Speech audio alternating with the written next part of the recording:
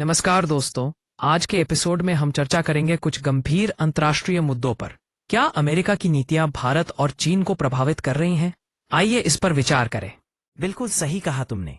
हाल ही में रूसी विदेश मंत्री सर्गेई लावरोव ने भारत और चीन के खिलाफ अमेरिकी बयानबाजी की आलोचना की। यह विषय बहुत दिलचस्प है।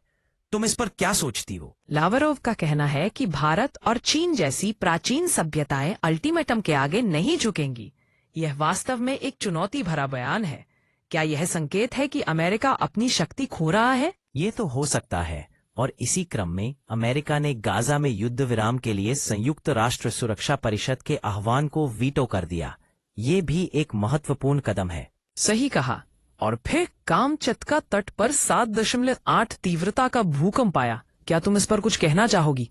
भूकंप के प्रभाव और प्रतिक्रिया हमेशा ही महत्वपूर्ण होते हैं। हाँ, यह सच है। लेकिन चलो हम एक और महत्वपूर्ण चर्चा की ओर बढ़ते हैं।